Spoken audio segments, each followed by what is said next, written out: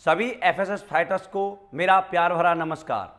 दोस्तों, आपको बताते हुए मुझे बहुत ही हर्ष महसूस हो रहा है कि आज हमारा एफएसएस सिस्टम एक नया टूल लॉन्च करने जा रहा है जिसमें एक डेमो सीडी होगी और इस सीडी के अंदर हमने 3 पार्ट्सों को कवर किया है। सबसे पहले हमारा प्रोडक्ट प्लान होगा, दूसरा जो पार्ट होगा वो बिजनेस प्लान होगा, तीसरा जो पार्ट होगा दोस्तों फॉलोअप और ऑब्जेक्शन सॉल्यूशन होंगे। दोस्तों, इन तीनों चीज़ों को जिन लोगों ने इसमें समझाया और बताया है वो हमारे बहुत ही ग्रेट एंड ग्रेट लीडर्स हैं। दोस्तों, उनके पास बहुत बड़ी अचीवमेंट है। सबसे पहले जो प्रोडक्ट प्लान का डेमो दिया गया है दोस्तों, वो मेरे द्वारा यानी रूबी डायमंड रामवीर सिंह के द्वारा दिया गया है। इसके अलावा बिजनेस प्लान का जो डेमो है वो हमारे great and great leader mister Ruby Diamond Bhisham Chauhan ji के माध्यम से दिया गया है। और दोस्तों, फॉलोअप और ऑब्जेक्शन सॉल्यूशन का जो डेमो दिया गया है वो हमारे great and great leader mister Mahipal Singh जो हमारे ब्लू डायमंड हैं। दोस्तों, ये तीनों लोग अपने आप में बहुत ही सक्सेस हैं, लेकिन ये तीनों आपके पास नहीं आ सकते थे। आज इनके द्वारा जो नॉलेज इस सीडी में दी गई है ये आपके घर तक, आप तक बहुत आसानी से पहुंच सकती है। आपने इस नॉलेज को सही तरह से सुना, देखा और अपने जीवन में अप्लाई किया तो मैं आपको विश्वास दिलाता हूं कि इस कंपनी का जो सबसे बड़ा लेवल है ब्रांड एम्बेसडर, आप उस तक बड़े आसानी से पहुंच सकते हैं। दोस्तों, ये सीडी ही नहीं है, ये आपकी जिंदगी बदलने का वो टूल है कि आने वाले समय में आप इस केवल और केवल इस टूल के माध्यम से इतने बड़े लीडर बन सकते हो, क्योंकि इन्हीं चीजों को सीखकर इन तीनों लीडरों ने अपनी जिंदगी को बेहतर बनाया है। तो दोस्तों, आप सभी के लिए मेरी तरफ से all the best. Thank you, thank you. Hello sir, how are you?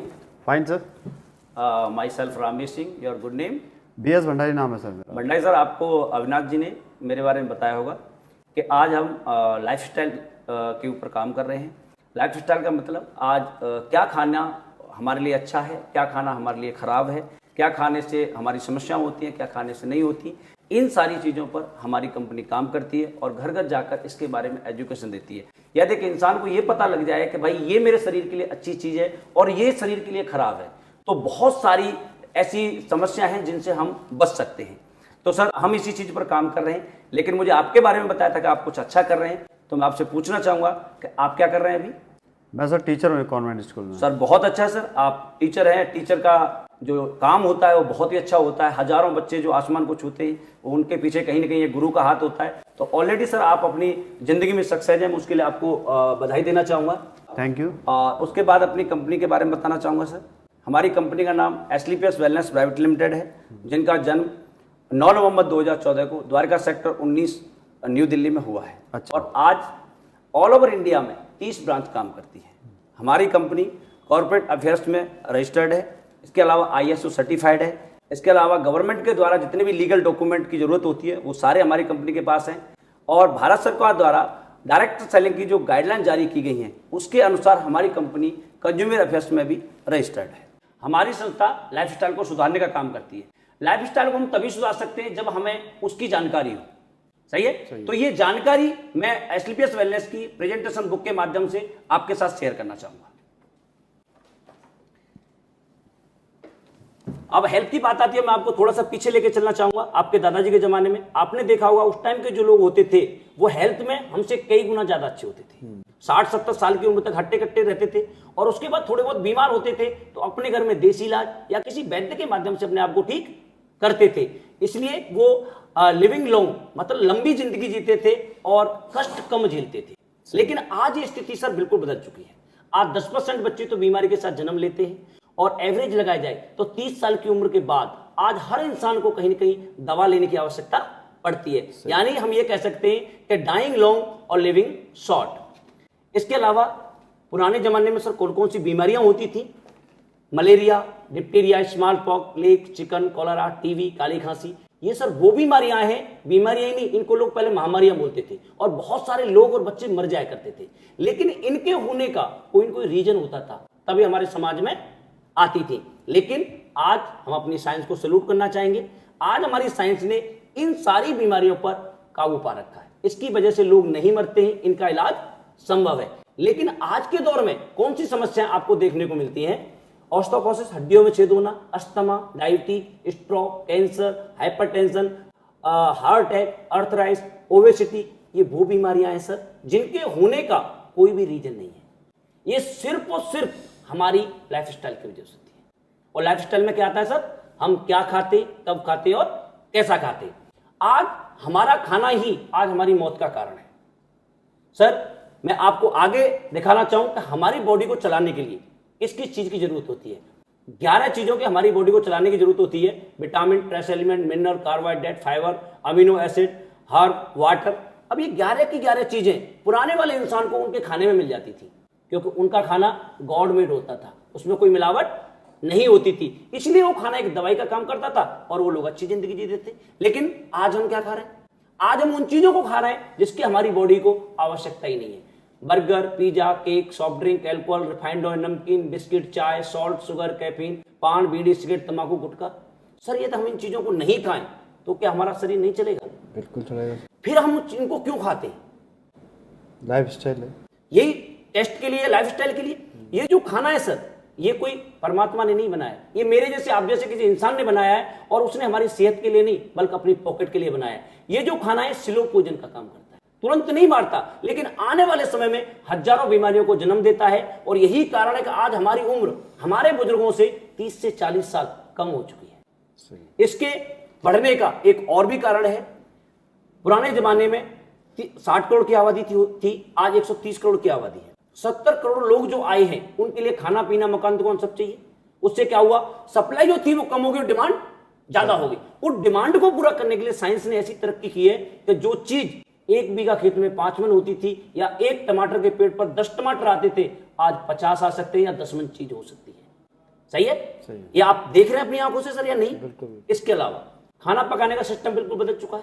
पहले गांव में चूल्हे पर लोहे के बर्तन में लोग खाना पकाते थे, उसकी खुशबू अलग होती थी, 1 घंटा लगता था बनने में। लेकिन आज वही खाना हमारे और आपके घर में मात्र 15 से 20 मिनट में जबरदस्ती प्रेशर कुकर के माध्यम से बनाया जाता है। और कुकर के खाने में से 85% पोषक तत्व उड़ जाते हैं, ये साइंस बोलती है। इसके अलावा स्टोरेज एंड ट्रांसपोर्ट, किसी भी आज छोटे छोटे बच्चे जो स्कूल जाते हैं वो आपको ये नहीं बता पाएंगे कि ये फ्रूट कौन से सीजन में होता है और सब्जी कौन से सीजन में होती है, बिकॉज 12 महीने मार्केट में आपको हर चीज अवेलेबल मिलती है। किसी भी फ्रूट और सब्जी को तोड़कर हम 24 आवर्स के अंदर खाते हैं तो 90% विटामिन हमारी बॉडी को मिलते हैं। आफ्टर दैट 10% चीजें मिल पाती हैं। और हम तो चीजों को सर 6-6 महीने बाद भी खाते हैं। हम 6 महीने बाद जो चीजों को खा रहे हैं, हमें लगता है उसमें कुछ खाने की अच्छी चीज है। नहीं सर, वो ऐसे ही होते हैं जैसे मरे हुए इंसान को कोल्ड स्टोर में लगा दो और 6 महीने बाद निकालो तो बॉडी तो वैसे मिलती है, लेकिन सांसें उसके अंदर नहीं होती है। इसके अलावा आप देख रहे हैं सर, आज हर किसान अपने खेत में दवाई का प्रयोग करता है। इसको ही पता है जहर है, इसलिए मास्क लगा के देखता है।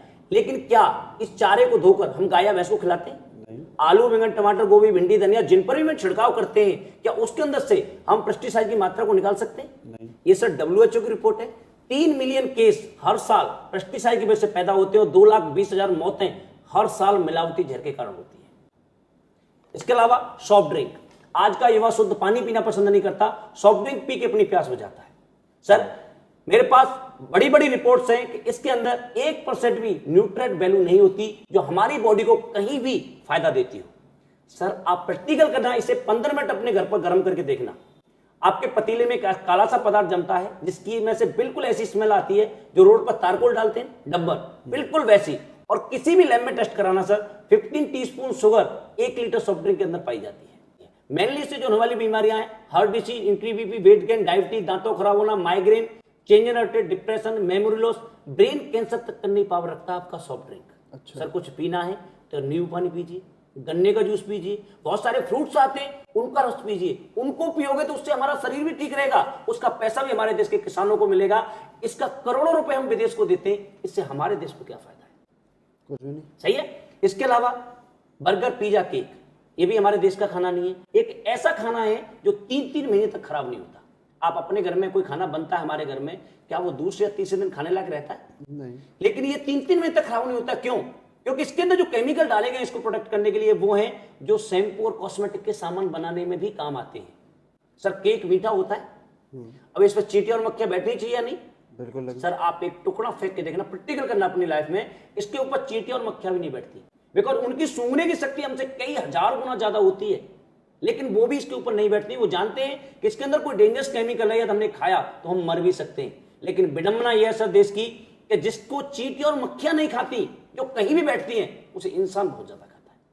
इसके अलावा आइसक्रीम, आइसक्रीम किससे बनती है सर? दूध से। दूध से। आप मुझे एक बात बताएं कि पूरे वर्ल्ड में आज तक कोई गाय या भैंस ऐसी हुई है जिसने इतने कलर का दूध दिया हो? नहीं सर इसके अंदर सिंथेटिक कलर मिलाए जाते हैं, और कलर जब हमारी बॉडी के अंदर जाता है तो कैंसर को जन्म देता है, और इसकी एक्सपायरी डेट भी 6 महीने होती है। कलर, केमिकल और कैंसर, ये तीनों चीजें एक दूसरे से जुड़ी हुई है। तो इसको भी कोशिश करें सर, अपने घर में देसी भैंस का दूध लें, खूब बादाम बादाम डाल के आइसक्रीम जाए, वो भी 5वें 6वें दिन खट्टी हो जाती है, लेकिन ये बहुत दिनों तक चलती है। तो कोशिश करें अपने घर में घर की आइसक्रीम बना के खिलाने की। इसके अलावा एयर पोल्यूशन, इसके बारे में तो मुझे बताने की आवश्यकता नहीं है, और दुनिया भर के न्यूज पेपर दीपावली में भरे हुए थे कि दिल्ली दुनिया का प्रदूषित शहर है। मैं आपसे रिक्वेस्ट जरूर करूंगा सर कि जब भी बाहर निकलते हैं तो आप अपने चेहरे पर एक मास्क लगा के निकलें। हम अभी नेपाल गए थे सर, पहाड़ों में कंट्री है छोटा सा, और वहां पर भी लोग मास्क लगा के लेते हैं, लेकिन हमारे देश में लोग ये प्रिकॉशन नहीं लेते। ये चीज, एक मास्क आपको बहुत सारी बीमारियों से बचा सकता है। इसके अलावा वाटर पोल्यूशन, बड़े बड़े शहरों में गटर के पानी को भी लोगों को फिल्टर करके पिलाया जाता है। आज हिंदुस्तान में 70% लोगों के घर में फिल्टर भी नहीं है। यदि पानी को गर्म करके किसी मटके में डाल दिया जाए और उसमें 15 से 20 पत्ते हम तुलसी के डाल दें, तो आपका पानी एज ए प्यूरिफायर हो सकता है। आज हिंदुस्तान में हजारों बच्चे हैं जो गंदे पानी की बीमारियों की वजह से मर जाते हैं, तो हम उनके साथ इन चीजों को शेयर कर सकते हैं। इसके अलावा रेडिएशन, ये मोबाइल जितना अच्छा है उतना ही खतरनाक है। जब आपको जरूरत नहीं है, आपको अपनी बॉडी से अलग रखना है। रात को कभी भी इसे अपनी पिलो के नीचे रख के नहीं सोना है, और जब इसकी बैटरी लो उस टाइम टॉक नहीं करना है, बिकॉज इसके रेडिएशनों की संख्या कई गुना बढ़ जाती है। कोशिश करें सर हमेशा एक लीड के साथ बात करने की, बिकॉज इससे पहले जब हम बात करते थे तो रिसीवर उठा के बात करते थे, सही, तो उसका सिग्नल जो था वो वायर के थ्रू आता था, उसका हमारी बॉडी पर कोई इफेक्ट नहीं होता था। लेकिन आज हम मूविंग हालत में बात करते हैं। आज से 10 महीने पहले का आपने पेपर देखा हो तो सुप्रीम कोर्ट ने सेंट्रल गवर्नमेंट को एक आदेश दिया है कि रेडिएशन का एक स्केल होना चाहिए, क्योंकि हमारे जो छोटे छोटे पक्षी हैं ये सब लुप्त होते जा रहे हैं। सही है सर। अब ये सारी चीजें आज हो रही हैं, और इसकी वजह से क्या क्या समस्या पैदा हो रही हैं उनके बारे में मैं आपसे जानकारी देना चाहूंगा सर। हार्ट अटैक, हिंदुस्तान में नहीं वर्ल्ड की बात कर रहा हूं, 60% जो लोग हैं वो हार्ट अटैक से मर रहे हैं, लेकिन उसका 35% जो हिस्सा है वो अकेले हिंदुस्तान से मर रहा है। पुराने जमाने में हमने सुना था कि 90 साल 80 साल के लोगों को हार्ट अटैक होता था, लेकिन आज 20 साल में 21 साल में, मैं आपको अपनी आंखों देखी बता रहा हूं सर, कि आज से 2.5 महीने पहले मैं अलवर में बैठा हुआ था, एक बंदा अपनी फसल काटते काटते उसे हार्ट अटैक हुआ। इसके अलावा दिल्ली में एक बंदा जिम कर रहा है 21 साल का, उसको 21 साल की उम्र में हार्ट अटैक हो जाता है। तो ये क्यों हो रहा है? क्योंकि आज हमारी लाइफस्टाइल बिल्कुल बिगड़ चुकी है, आज हमारा खान पान बिल्कुल बिगड़ चुका है, उसकी वजह से ये समस्या हो रही है। इसके अलावा डायबिटीज, डायबिटीज एक हर 7 आदमियों में से 1 आदमी को हिंदुस्तान के अंदर डायबिटीज है। डायबिटीज में सर आपका ब्लड गाढ़ा हो जाता है, ब्लड गाढ़ा हो जाता है तो सर आपको हार्ट अटैक भी हो सकता है, आपकी किडनियां खराब हो सकती हैं, आपका मतलब लीवर खराब हो सकते हैं। इसके अलावा जब शुगर का लेवल ज्यादा बढ़ जाता है तो एक गैंग्रीन नाम की बीमारी और हो जाती है, जिससे कि यदि आपके पैर में घाव हो गया घुटने से नीचे तो वो भरता भी नहीं, लोगों के पैर भी काटने पड़ते हैं, और इसकी पूरी जिंदगी आपको दवाइयां खानी पड़ती हैं। इसके बाद सर आर्थराइटिस, आज 33 साल की उम्र में लोगों के हाथ पैरों में घुटनों में दर्द हो रहा है। बहुत सारे लोग हैं पूरे यूरोप और नॉर्थ अमेरिका के में जितने केस हैं उससे भी ज़्यादा अकेले भारत के अंदर पाए जा रहे हैं। आज बहुत कम उम्र में कमर का दर्द हो जाना, घुटनों में होना, ये बहुत ज़्यादा बीमारी आज बढ़ रही है। लोगों के सही खान पान न होने की वजह से आज हमारे लिगामेंट टूट रहे हैं, हमारे जॉइंटों में पेन दिखाई दे रहे हैं, ये बहुत समस्या हिंदुस्तान के अंदर है। इसके अलावा ओबेसिटी, आने वाले 10 साल में 50% शहरी पॉपुलेशन मोटापे की शिकार होगी। सही है, क्योंकि आज हमारा खान पान इतना बिगड़ा हुआ है जिसकी वजह से हम हर चौथे पांचवें आदमी को देख रहे हैं तो वो मोटापे से ग्रसित होता है, और मोटापा अपने आप में एक बहुत सारी बीमारियों को जन्म देता है। इसके अलावा हाइपरटेंशन, बीपी, आज से 25-30 साल पहले क्या बीपी की कोई बीमारी होती थी? लेकिन आज इस 35% स्कूल के बच्चों को भी बीपी की प्रॉब्लम है। आज हर आदमी की नाक में गुस्सा रखा रहता है, किसी थोड़ा सा हमारा कंधा भी लग जाए तो वो हमें लड़ने के लिए तैयार है। क्यों? क्योंकि आज हम ऐसी ऐसी चीजों को खा रहे हैं जिससे हमारा ब्लड प्रेशर बढ़ रहा है। इसके अलावा cancer, cancer is the 3rd largest in India, 4 4.5 lakh लोग हर साल कैंसर से भारत में मरते हैं। अब कैंसर के बारे में हमें क्या बताया गया था? भाई शराब, पान, बीड़ी, सिगरेट, तंबाकू, गुटखा मत खाना, आपको कैंसर नहीं होगा। But this is not a reality.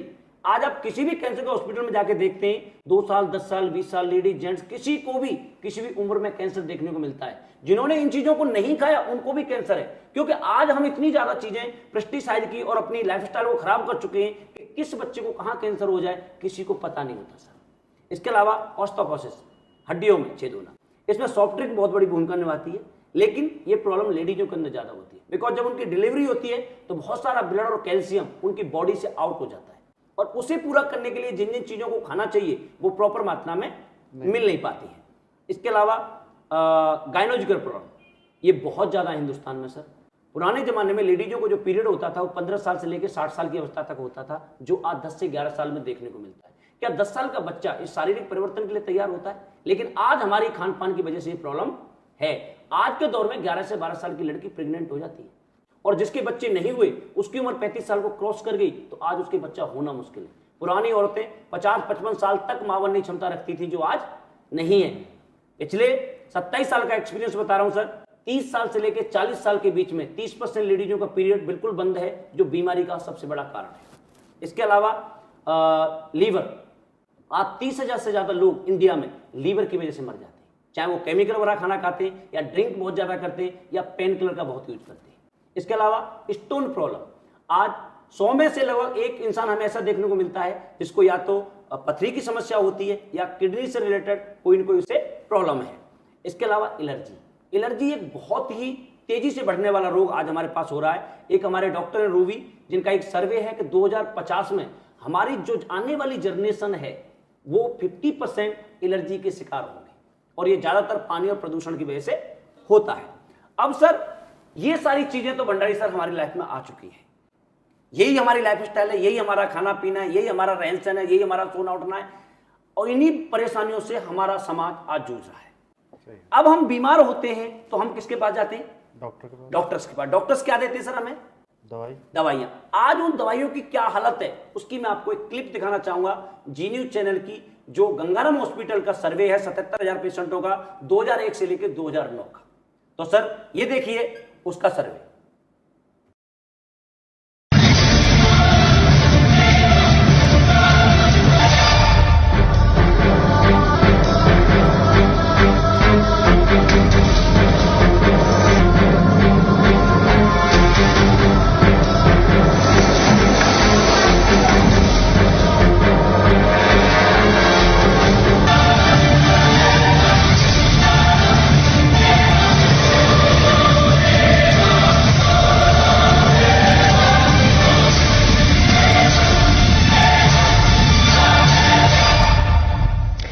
देश की 121 करोड़ आबादी पर ऐसा जानलेवा खतरा मंडरा रहा है जिसका नतीजा सिर्फ मौत है, और वो खतरा है दवाओं के बेकार हो जाने का।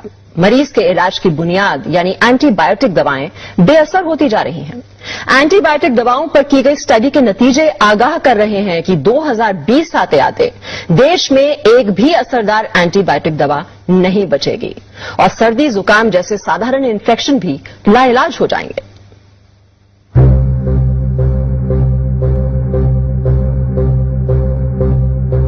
देश की 121 करोड़ आबादी पर ऐसा जानलेवा खतरा मंडरा रहा है जिसका नतीजा सिर्फ मौत है, और वो खतरा है दवाओं के बेकार हो जाने का। मरीज के इलाज की बुनियाद यानी एंटीबायोटिक दवाएं बेअसर होती जा रही हैं। एंटीबायोटिक दवाओं पर की गई स्टडी के नतीजे आगाह कर रहे हैं कि 2020 आते आते देश में एक भी असरदार एंटीबायोटिक दवा नहीं बचेगी, और सर्दी जुकाम जैसे साधारण इन्फेक्शन भी लाइलाज हो जाएंगे।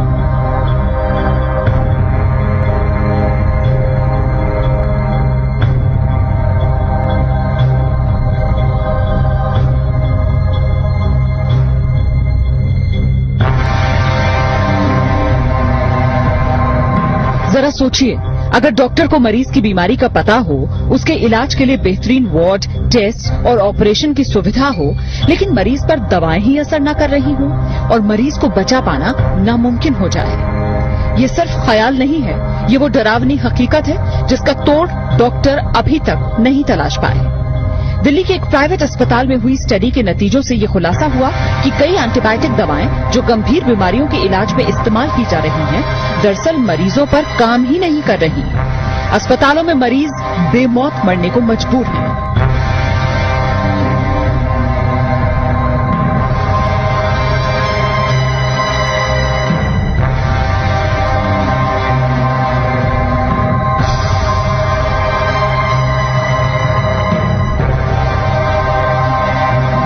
अगर हम डिस्क्रीट अब ना हो, अगर हम ये इस पे ध्यान ना दें, तो हो सकता है इवन बिफोर 2020 हमारे पास एंटीबायोटिक्स होना या ना होने का कोई मतलब ना हो। 77,000 से ज्यादा मरीजों पर हुई अब तक की सबसे बड़ी स्टडी में ये पाया गया कि टीबी, निमोनिया और पेट की बीमारियों में इस्तेमाल की जाने वाली कई नई एंटीबायोटिक दवाएं अब बेकार हो चुकी हैं। टीबी के इलाज के लिए दी जाने वाली दवा 2002 में तकरीबन 98% मरीजों पर काम कर रही थी, जबकि 2009 में ये सिर्फ 48% मरीजों पर ही कारगर साबित हो पाई। निमोनिया और सांस की तकलीफ के लिए दी जाने वाली एंटीबायोटिक दवा 2002 में 25% मरीजों पर काम कर रही थी, लेकिन 2009 में ये दवा महज 3% मरीजों के काम के लायक ही रह गई थी। सर्जरी कराने वाले मरीजों में होने वाले इन्फेक्शन को रोकना चुनौती बन गया है। अनुमानित आंकड़ों के मुताबिक देश के हर अस्पताल में हर हफ्ते 1 से 2 मरीजों की मौत सिर्फ इसलिए हो जाती है क्योंकि एंटीबायोटिक दवा बेकार साबित हो गई। अभी से दिक्कत होनी शुरू हो गई है। कई बार हमारे पास ऐसे मरीज आते हैं जहां कि हमारे पास कोई एंटीबायोटिक रह ही नहीं जाता है, तो हम लोगों को लगता है कि कई बार पेरिफेरल सेंटर से हमारे पास आए क्यों है, क्योंकि हमारे पास कोई दवाई नहीं रह जाती। तो कई बार लोग सेप्सिस में मारे जा रहे हैं आजकल, और ये दवाई प्रॉब्लम तो अभी से शुरू हो गई है और ये बढ़ने ही वाली है, क्योंकि जो नए एंटीबायोटिक्स हैं वो इन द होराइजन बहुत ही कम है। राजधानी के सर गंगाराम अस्पताल में 2001 से 2010 के बीच भर्ती हुए 77,000 मरीजों पर यह स्टडी की गई। अस्पताल में रहने के दौरान उन्हें जो दवाएं दी गईं, उनके आधार पर ये नतीजा सामने आया कि कई दवाएं 40% मरीजों पर तो कई 97% मरीजों पर काम नहीं कर पाई। यानी देश की 3% आबादी को छोड़ दिया जाए तो बाकी सब पर जान का खतरा मंडरा रहा है। मौजूदा एंटीबायोटिक दवाएं अगर इसी तरह बेअसर होती रही तो क्या बहुत से मरीजों को बेमौत मरने के लिए मजबूर होना पड़ेगा? इस सवाल का जवाब वाकई डराने वाला है, क्योंकि डॉक्टरों की राय में बहुत से मरीज इन्फेक्शंस की वजह से सिर्फ इसलिए जान गंवा रहे हैं क्योंकि अब उन पर वो दवाएं काम नहीं कर रही जिनके जरिए कुछ साल पहले तक वो बीमारी का इलाज कर पा रहे थे। पूजा मक्कड़, जी न्यूज, दिल्ली। तो सर आपने देखा आज हमारे ऊपर एंटीबायोटिक दवाएं काम नहीं कर रही, क्योंकि आज हमारे खाने पीने की वजह से जो एंटीबायोटिक हमारी बॉडी के अंदर आ रहा है उससे ज्यादा एंटीबायोटिक ऑलरेडी हमारी बॉडी के अंदर अवेलेबल होता है। डॉक्टर जिस लेवल के एंटीबायोटिक देते हैं उससे ज्यादा एंटीबायोटिक ऑलरेडी हमारी बॉडी के अंदर अवेलेबल होता है। अब दवाइयां काम करने की लाइफस्टाइल हमारी ऐसी है, अब हमें अच्छी जिंदगी के साथ जीना है तो क्या करें, सही है। तो उसके लिए मैं कुछ एडवाइस आपके साथ शेयर करना चाहूंगा, जैसे कि सुबह जगकर कभी भी खाली पेट चाय नहीं पीनी चाहिए, वो एक जहर का काम करती है। सुबह जगकर आपको हल्का सा गुनगुना पानी नीचे जमीन में बैठकर पीना है। क्यों? क्योंकि हमारे बुजुर्ग बताते हैं कि आपके कहीं दाद हो जाए तो अपनी थूक लगा लेना, आपका दांत ठीक हो जाता है। जितने भी जानवर हैं ये कट पिट जाते हैं, क्या इनका कोई इलाज करता है? ये अपने चाटते हैं और ठीक हो जाते हैं। यानी हमारी जो लार होती है वो हमारी बॉडी के लिए बहुत बड़ा एंटीबायोटिक का काम करती है, सही है। और पानी जब हमने पिया तो पानी हमारी बॉडी को डिटॉक्सिफाइड करता है, उससे हमारा पेट बहुत अच्छा साफ होगा, सही है। और पानी पिया है तो सर पानी एक ऐसी चीज है कि जिससे आपके कभी जॉइंट पेन नहीं हो सकता, जिसका एलोपैथी में कोई इलाज नहीं है। वो बीमारी, लाइलाज बीमारी आपके पानी पीने से नहीं हो सकती। और पानी पिया तो पानी आपकी बॉडी को डिटॉक्सिफाइड करता है, तो आपका पेट बहुत अच्छा साफ होगा। और पेट साफ हो गया तो 90% बीमारियों का संपर्क आपकी पाचन शक्ति से होता है, सही है। खाना खाने के तुरंत बाद कभी भी पानी नहीं पीना 1 घंटे तक। क्यों? क्योंकि जब खाना हमारी बॉडी के अंदर जाता है तो हमारे अंदर एक अग्नि जलती है जिसे जठराग्नि बोलते हैं, और वो आपके खाने को पचाने का वर्क करती है। और जब वो अपना काम कर रही होती है उसी टाइम हम ऊपर से पानी डाल देते हैं। सर कोई तो फ्रिज का मारता है बिल्कुल चिल्ड, तो आपकी जो क्रिया होती है वो खत्म हो जाती है और आपका खाना पचता नहीं है, बल्कि वो खराब हो जाता है। लेकिन हमारा शरीर भगवान का बनाया हुआ है तो तुरंत बीमार नहीं करता, आने वाले समय में बहुत सारी बीमारियों को जन्म देता है।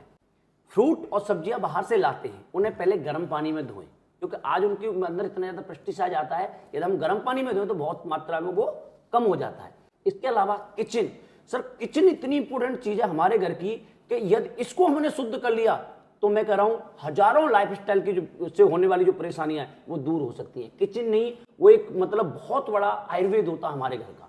जैसे आपके किचन में जितने भी एल्यूमिनियम के बर्तन हैं इन सबको निकालो, पहले तो लोहे के बर्तन लाओ, तांबे के बर्तन लाओ, जो हमारे लोग पहले यूज करते थे उनको